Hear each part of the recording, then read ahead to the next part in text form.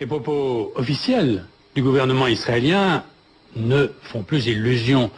La libération du caporal Gilad Shalit, enlevé le 25 juin dernier par un commando venu de la bande de Gaza, n'est plus que le prétexte d'une opération militaire de grande envergure contre le Hamas.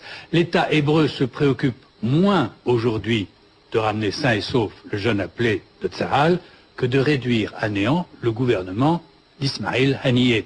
C'est un constat que la presse israélienne fait elle-même aujourd'hui.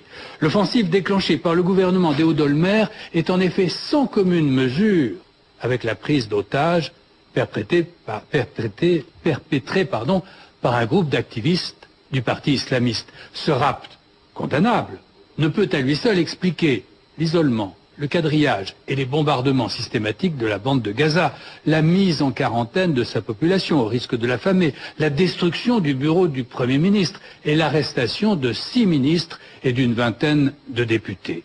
Refuser tout échange de prisonniers de la part d'un État qui détient dans ses geôles 9000 prisonniers palestiniens, dont 300 adolescents, 120 femmes, et surtout 900 détenus administratifs contre lesquels ne pèse aucune charge précise, mais que l'État hébreu a décrété a priori dangereux, est injustifiable. En fait, une fois encore, un gouvernement israélien s'efforce de radicaliser son voisin palestinien comme à chaque fois que se profile une possible négociation. Il est tout de même frappant de constater que cette offensive massive contre le Hamas et ses dirigeants intervient très exactement au moment où se profilait un accord politique entre le Hamas et l'OLP impliquant une reconnaissance implicite d'Israël.